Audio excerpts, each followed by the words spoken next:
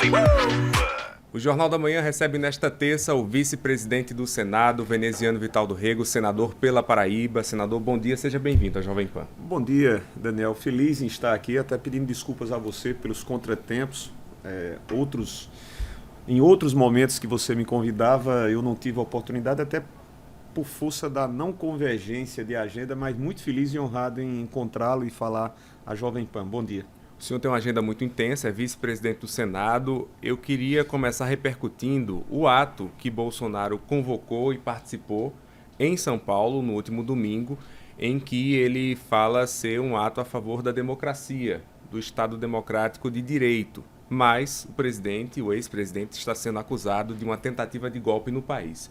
O senhor esteve no centro desse debate porque era presidente do Sim. Congresso no dia dos atos antidemocráticos, 8 de janeiro, um episódio traumático para o país. Verdade. Como é que o senhor avalia a postura, essa nova postura, inclusive, do ex-presidente Bolsonaro, em que evita um embate mais direto, mais incisivo, como já o fez?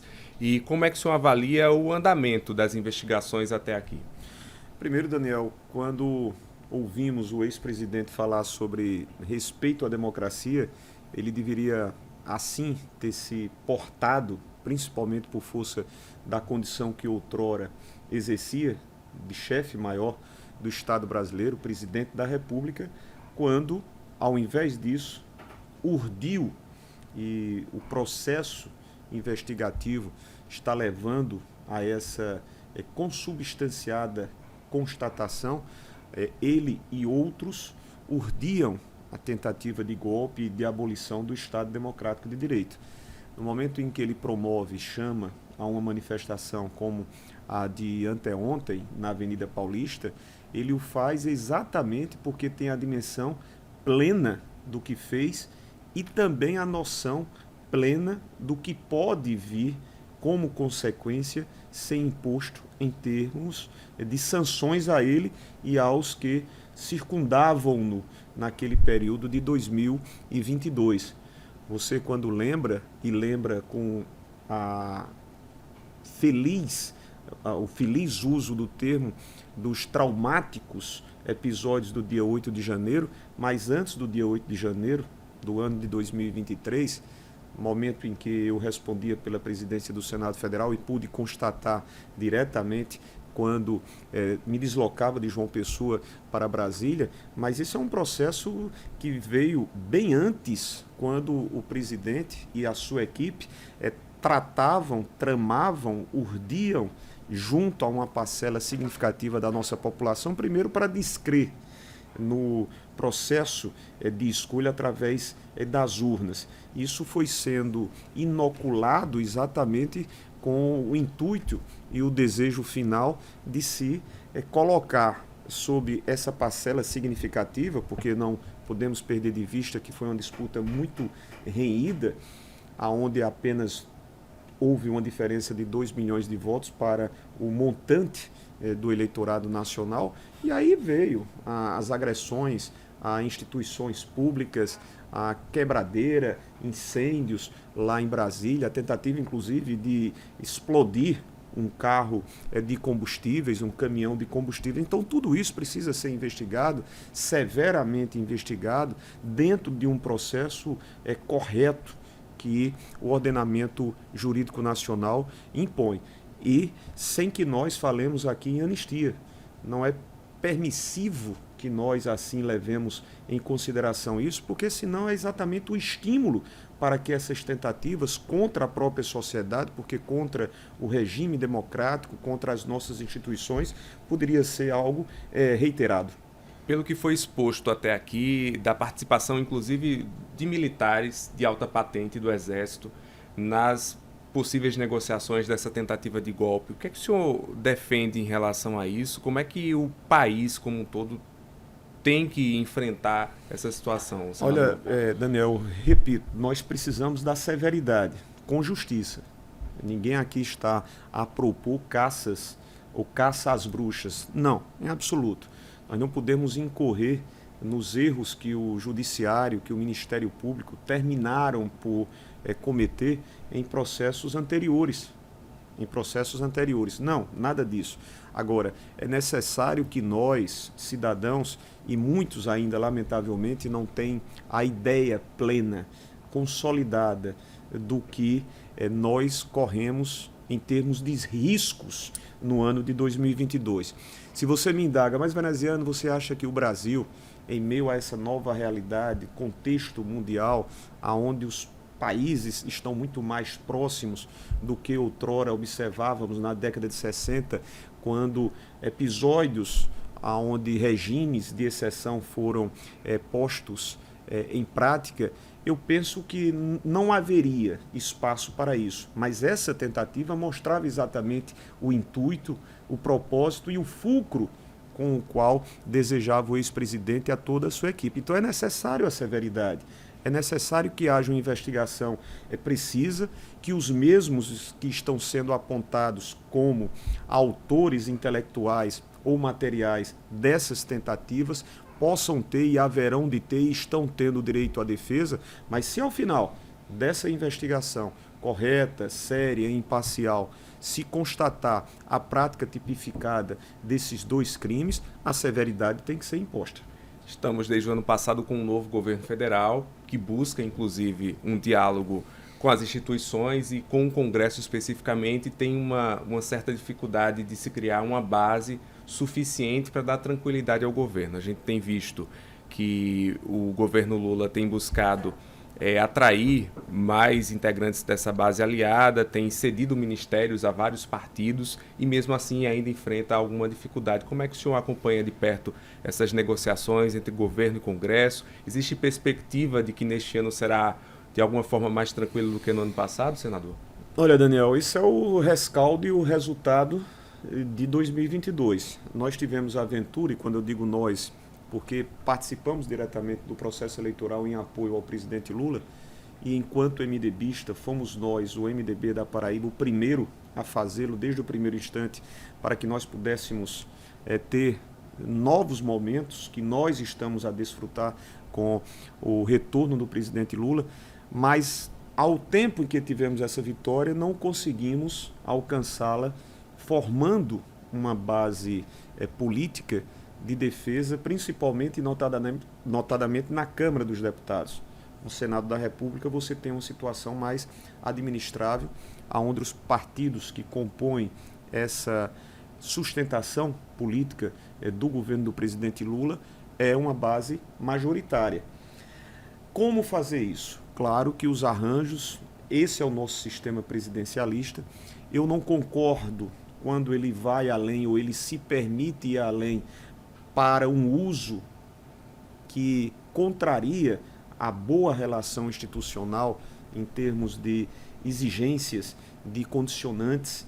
Eu não advogo isso. Eu penso que você fazer boas tratativas, estabelecer parâmetros de relação, Câmara dos Deputados, governo, Senado, Executivo, tudo muito bem. Mas quando isso ultrapassa, quando isso extravasa para o campo das condicionantes, das exigências não defensáveis, eu discordo plenamente.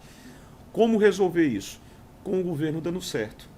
A partir do momento em que o governo alcance, conquiste e entregue para a sociedade brasileira bons resultados das suas propostas em termos de políticas públicas, com naturalidade, sem exigências, sem condicionantes, sem o toma lá, dá cá, o governo vai fazendo essa base mais, vamos dizer, acreditável, mais segura, mais espontânea e não artificializada e circunstancial como ainda vemos hoje. Vemos por quê? Porque existem legendas que não se sustentam longe de governos.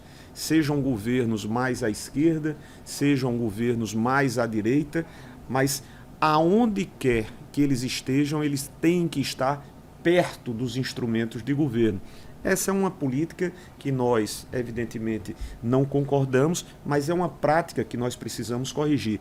Mas eu creio que o primeiro ano ele foi difícil, mas observamos já efetivos resultados. Observemos que quando nós iniciávamos, o que é que se dizia? E aí quando eu digo quem dizia, nós poderíamos lembrar aqui as viralizadas falas do ex-ministro Paulo Guedes, dizendo que o Brasil em 6 meses se tornaria uma Argentina e em 1 ano se tornaria uma Venezuela, entre outros, que criavam um cenário escatológico, fim do mundo, e nós chegamos ao final de 2023 com um crescimento de 3 pontos percentuais. Há uma perspectiva de crescermos menos em 2024, mas pelo menos acima de 2 pontos percentuais.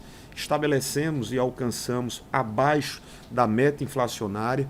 Começamos com muita pressão a ter a diminuição das taxas de juros que escorchavam e ainda escorcham a nossa economia, limitando-a em termos de crescimento. Eu penso que o caminho que nós identificamos e que nós estamos buscando com o presidente Lula tem dado certo, e em dando certo, essa base na Câmara dos Deputados se consolida.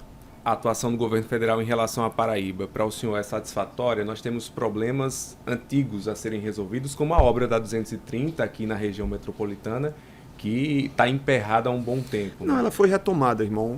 Vamos começar do início, se você me permite. Primeiro, foi um projeto mal feito. Não é que o projeto não fosse, por nós, desejado, defensável e necessário, aquela triplicação, mas ele foi mal elaborado, o projeto executivo.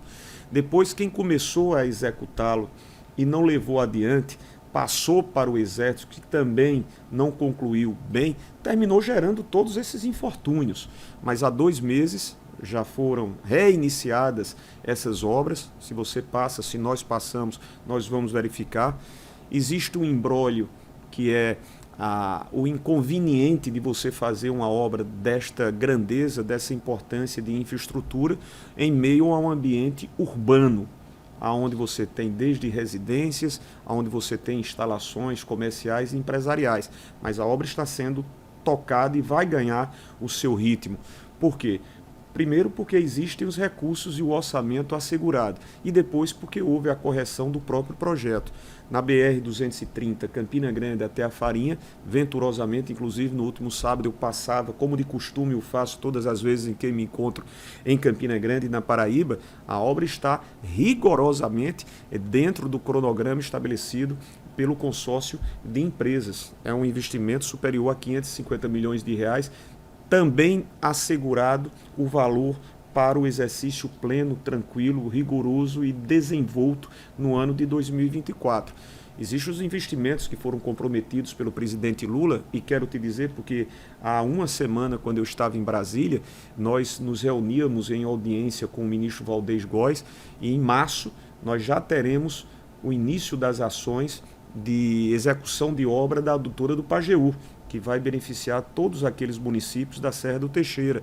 O compromisso no PAC do presidente para com o 3º eixo do Vale do Piancó. Então, o governo se faz presente. Necessário, também exigível para nós que fazemos a bancada paraibana e do próprio governo do estado, apresentar projetos para que nós reivindiquemos. Senador, a oposição a Lula aqui na Paraíba pontuou muito no lançamento do PAC, a Paraíba tem o menor valor entre os estados do Nordeste. O governo já deu alguma explicação em torno a isso, né? A retomada de obras e investimentos da Petrobras, por exemplo, tem inflado o valor de outros estados aqui da nossa região, mas também se questiona muito por parte da oposição a não presença de Lula em uma agenda aqui na Paraíba. Existia a previsão em Patos, acabou não acontecendo. O senhor que está mais próximo ao presidente da República, existe algum distanciamento de Lula com a Paraíba? Como é que o senhor avalia essas ponderações da oposição? Não, é um discurso que, na ausência, muitas das vezes, do que falar, você termina se apegando a coisas de menor expressão. O presidente Lula tem muito apreço, tem muito respeito, consideração e é muito agradecido a todos os estados nordestinos e sem exceção, portanto, incluindo a Paraíba. O ano de 2023, Daniel, recordemos o presidente, e penso que a estratégia que ele adotou foi acertada. Ele fez uma agenda muito mais de visitas junto a países outros. Por quê? Porque o Brasil, durante o período de Bolsonaro, simplesmente e quase que hegemonicamente, deixou de ter esses laços, a não ser aqui ou acolá. Era preciso, para um país que tem a necessidade de receber divisas, de fazer parcerias econômicas, de você restabelecer relações diplomáticas. E o presidente Lula assim o fez nas viagens em que pontuou quando dizia o Brasil voltou ao cenário internacional, estabelecendo essas pontes nas chancelarias. Esse ano de 2024, também dito por ele próprio, será um ano mais de visitações internas, visitando os nossos estados, visitando as regiões. E ele fatalmente, fundamentalmente, porque também bem sabe que houve esse cancelamento da visita para a entrega daquelas unidades residenciais na cidade de Patos, ele haverá de fazê-lo proximamente. Eu não tenho ainda essa agenda, mas muito provável assim se dará visitando a Paraíba. O senhor citou a agenda de Lula fora do país, ele realmente intensificou muito essas visitas. Retomar relações institucionais foi o que ele sempre pontuou bastante, e recentemente uma fala rendeu muito no cenário internacional, que foi sobre o Holocausto. Eu queria saber sua posição em relação a esse assunto, se o senhor faz parte da base aliada que diz que houve um exagero na reação à fala do presidente Lula, ou se o senhor condena a afirmação do presidente. É importante que nós façamos essa análise, agora a análise comprometida com a imparcialidade. Veja bem, o Brasil foi, desde a eclosão dos ataques israelenses à área de Gaza, em resposta a atos abomináveis do grupo terrorista Hamas, né, Israel agiu em resposta ao ataque sistemático que recebeu. Ponto 1. O Brasil tomou as devidas, competentes, diligentes e comprometidas providências para resgatar os brasileiros. Uma primeira atitude. Isso ao cenário internacional mostra o nosso respeito para com os nossos nacionais que estão fora do país. Depois, sistemáticas agressões além da medida da resposta que cada Estado tem o direito de poder exercer. Enquanto Estado agredido, Israel respondeu dura e firmemente aos atos terroristas do grupo Hamas. Cortemos aí, demarquemos aí. A partir desse instante, aonde a soberania foi agredida e, portanto, a reação pelo Estado de Israel aceita, você ir para uma matança generalizada de civis, principalmente de crianças, mulheres e idosos, isso é inaceitável, Daniel. Seja em relação ao povo palestino, seja em relação a qualquer parte do mundo. E foi isso que o presidente, desde o primeiro momento, tem dito. E as outras nações, depois que a nação brasileira, que começaram a fazê-lo. Observe que os estados europeus, os países europeus, os africanos, também começam a fazer e a reagir a essa contundência que vai além do limite a uma reação defensável e compreensível pelo Estado de Israel contra o grupo Hamas. O que eu digo, e não tenho problema nenhum de dizer, faço parte da base do presidente Lula, foi da mesma forma que assim se pronunciou o líder Jacques Wagner, que inclusive tem origem judaica, é de que o presidente, ao fazer de maneira improvisada o seu discurso, pronunciando-se na Etiópia, ele equivocou-se ao estabelecer uma relação comparativa entre o que ocorreu na Segunda Guerra Mundial, onde mais de 6 milhões de vítimas, 7 milhões de vítimas ou mais de judeus foram sumariamente mortos, aos episódios de agora.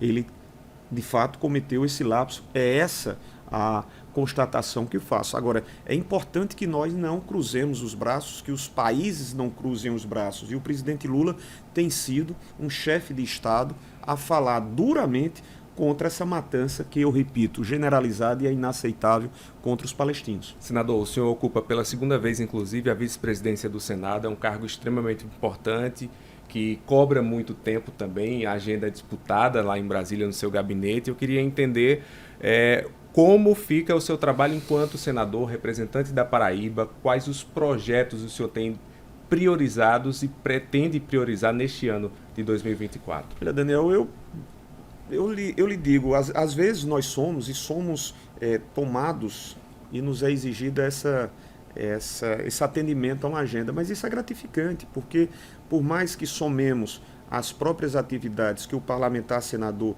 já as tem, a estas a condição de vice-presidente que lhe impõe regimentalmente outras atribuições. Mas isso é bom, isso é salutar, isso é importante, isso é reconhecimento ao Estado da Paraíba, que em outros momentos teve nomes de envergadura e de proeminência também ocupando a mesa diretora. Não da forma como nós estamos ocupando, em termos pela segunda vez na reeleição de primeira vice-presidência, porque é a primeira vez que acontece no Senado Federal. Mas já ocupamos com Humberto Lucena a presidência, já ocupamos com Ronaldo Cunha Lima, enfim, com o próprio Cássio a vice-presidência. O que eu quero te falar é que isso nos permite também acessos.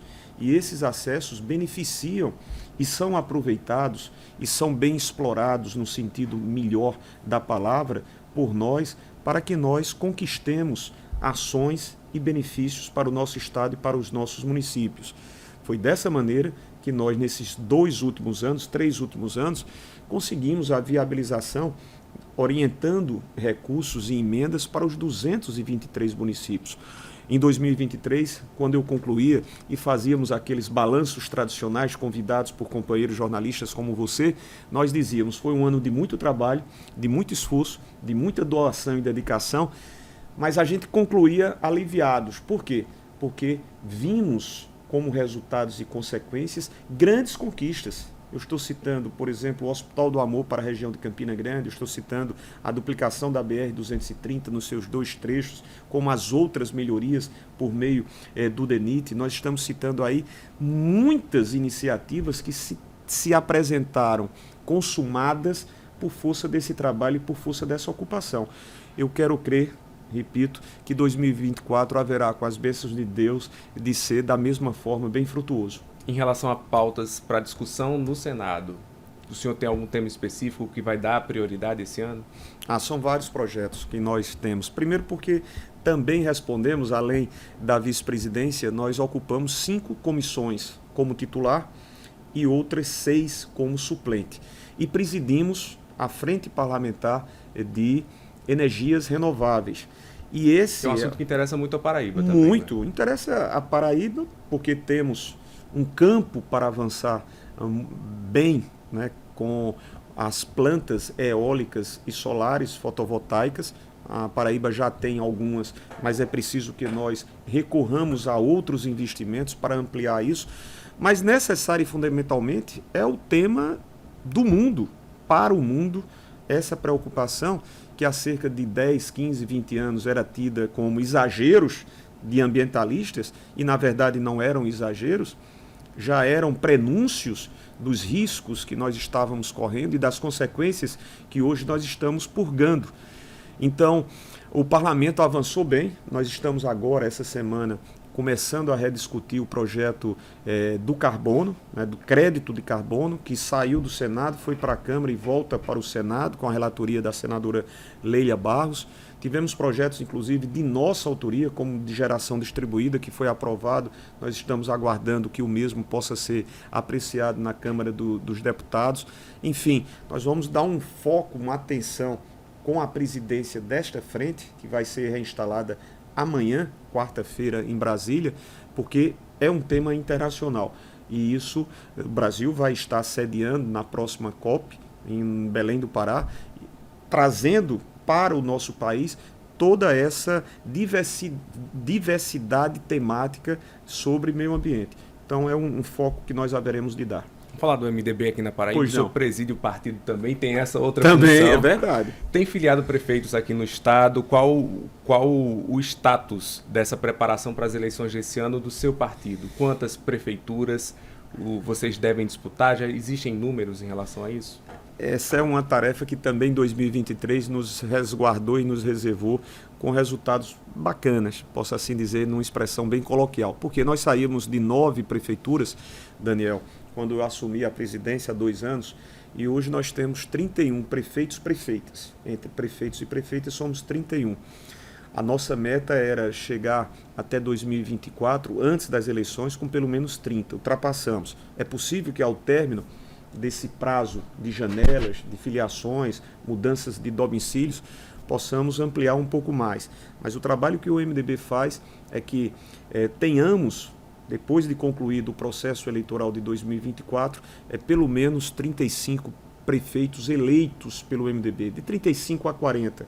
É uma meta que você pode até dizer ousada, em razão de tantas outras agremiações que também concorrerão e são fortes agremiações partidárias, mas a gente fez esse trabalho, e aí é um trabalho plural, não apenas dado e reservado às minhas missões, mas de todos aqueles que integram o MDB.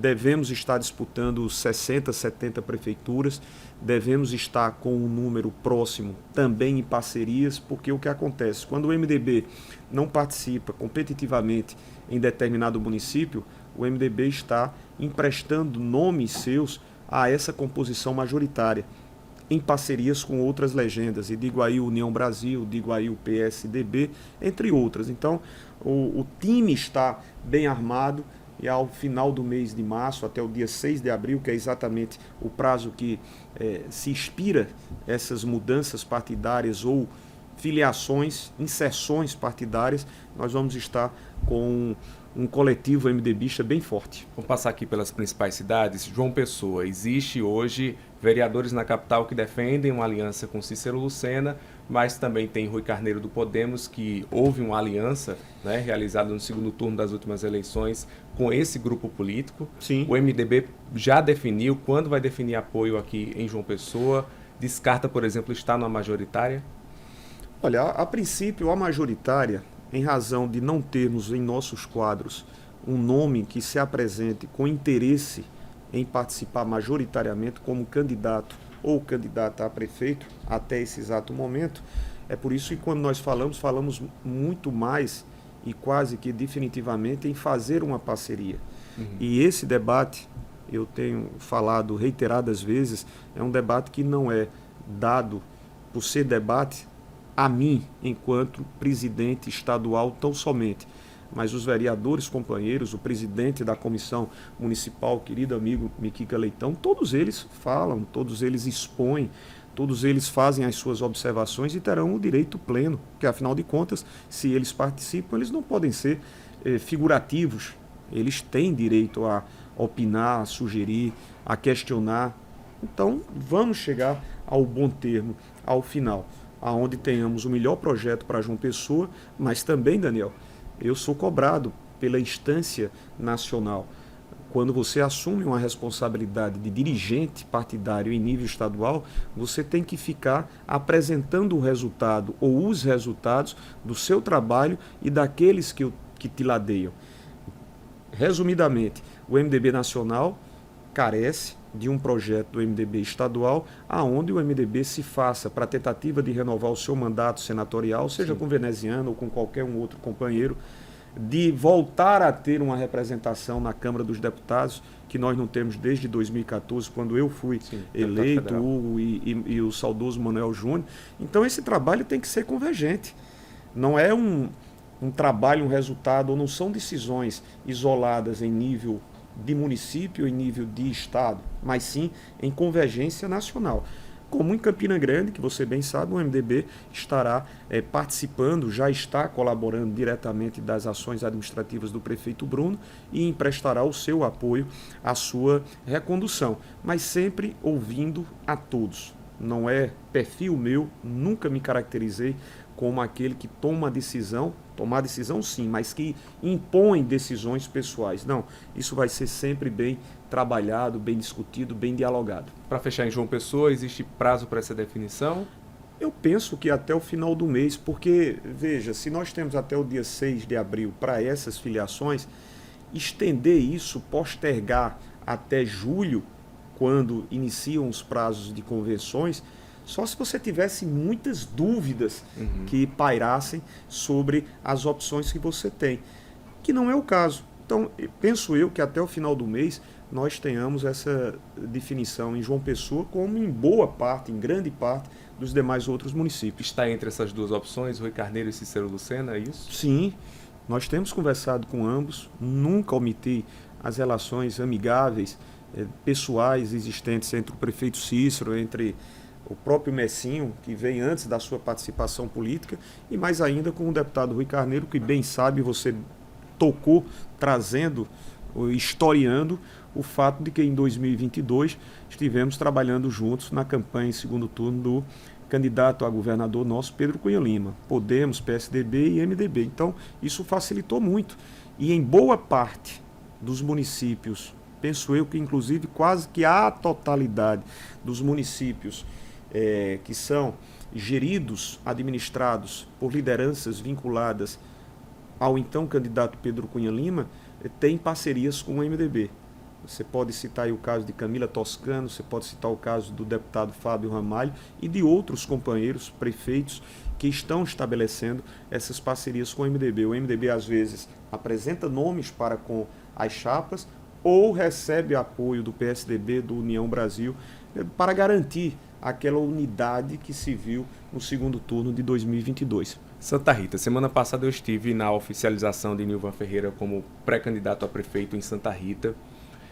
Em conversas, em entrevistas anteriores, já ouvi descartar parcerias com o Nilvan aqui em João Pessoa, quando ele era pré-candidato, posto aqui na época, mas houve um reposicionamento. Nilvan tem mudado o discurso, tem ido mais ao centro e sinalizou que o MDB estaria dentro de uma parceria em Santa Rita. Isso está sendo conversado? Como é que está esse diálogo? Houve a primeira conversa. Há uma semana nós estivemos juntos. Eu fiz algumas rápidas considerações, porque se você se reportar ou se você se prender aos fatos, eu até disse a ele, eu tinha com o Nilvan, e ele também pode até responder a você, uma conversa muito tranquila. Eu tinha por ele, e ele tinha por mim, um tratamento pessoal de intimidade.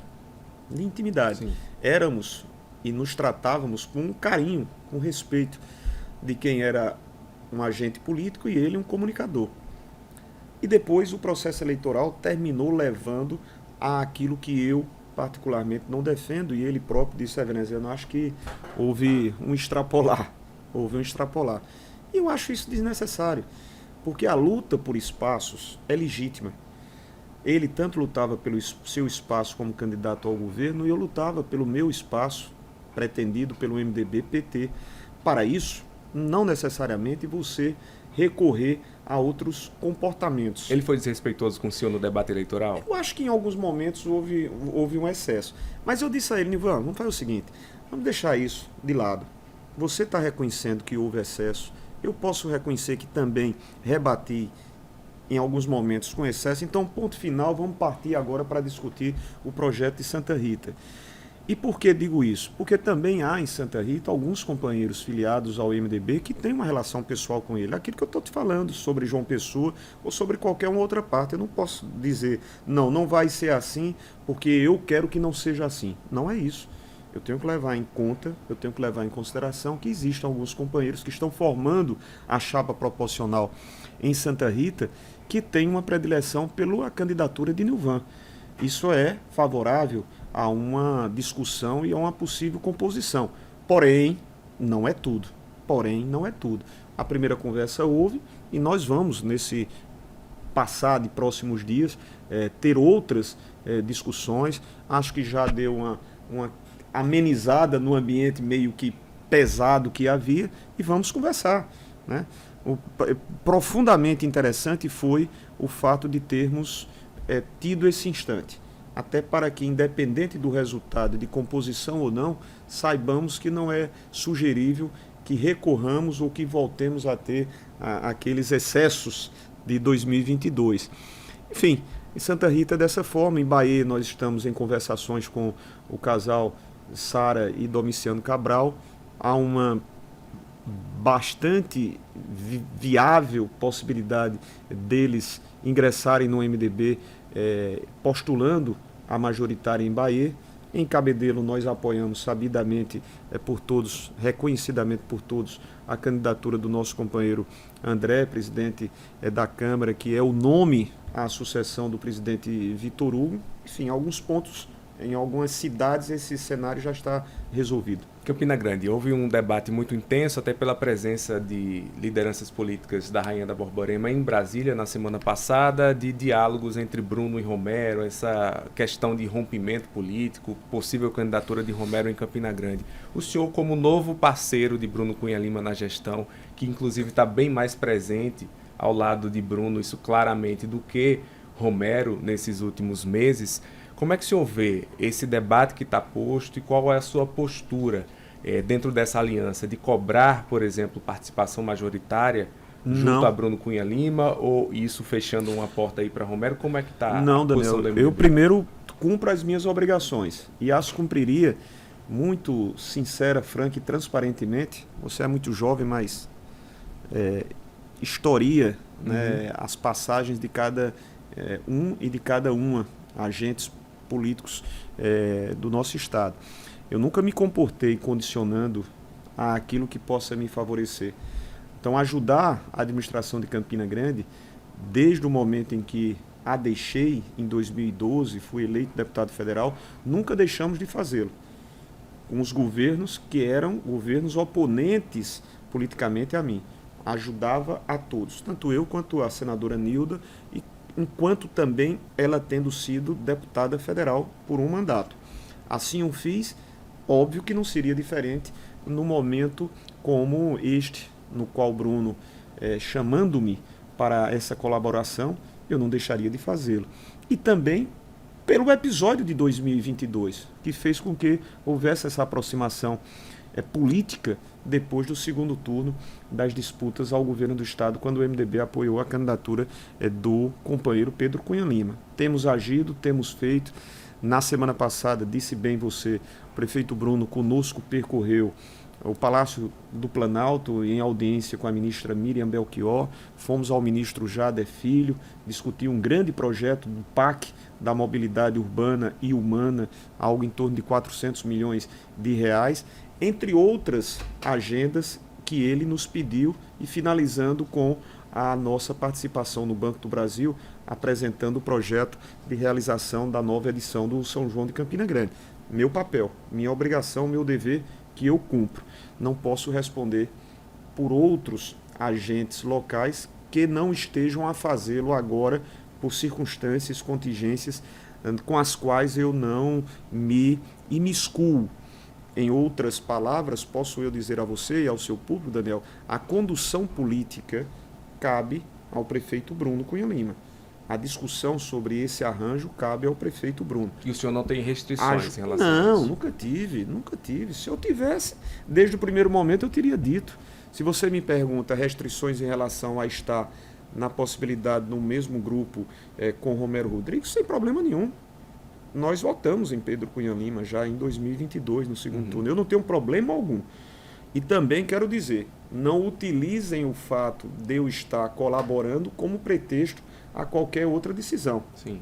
Né? A qualquer outra decisão. Até porque, há cerca de 3, 4 meses, em algumas intervenções, soube eu que o ex-prefeito teria dito ou disse que não teria também problema pelo fato de eu estar ajudando e participando com Bruno, e Bruno, Cássio e Pedro terem afirmado antecipadamente o apoio, caso estejamos todos nós em 2026, e tomara Deus que sim, vivos, sãos e com esses projetos de apoio à renovação do nosso mandato ao Senado. Para encerrar, senador, o senhor rompeu politicamente com o governador João Azevedo nessa última disputa eleitoral. Ele venceu, está reeleito. Como é que ficou a relação do senhor com o governador? Se ela é só institucional, se ainda há diálogo, já teve agenda entre os dois? Como é que o senhor avalia? Respeitosa. Agendas tivemos recentemente na entrega das casas pelo governo federal, a presença e acompanhando o ministro de Estado Jader Filho. Tivemos com o ministro de Estado Silvio Costa Filho, lá no Porto de Cabedelo. Enfim, eu cumpro as minhas obrigações institucionais como representante do presidente Lula aqui na Paraíba. Votamos no presidente Lula.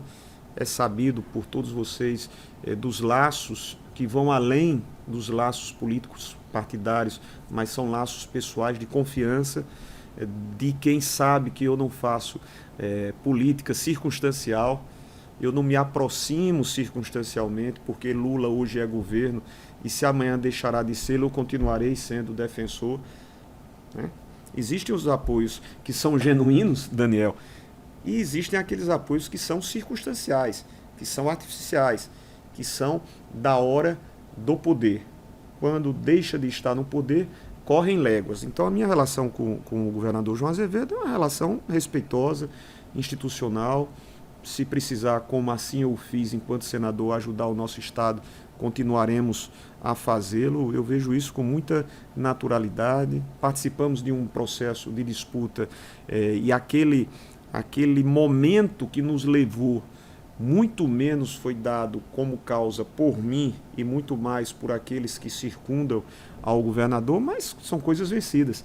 Fazem parte dos processos de disputas, vitórias, derrotas, afinal de contas, essas histórias são contadas assim. Eu respeito a todos. Senador Veneziano Vital do Rego, muito obrigado pela sua presença aqui na Jovem Pan. Meu irmão, eu que te agradeço. E assim como comecei pedindo desculpas a você pelos desencontros, tranquilo. Quero renovar, mas dizer que estamos inteiramente ao dispor, seja na Paraíba, seja no Senado Federal. A todos os amigos e amigas, meus cumprimentos, uma ótima semana. Jovem Pan.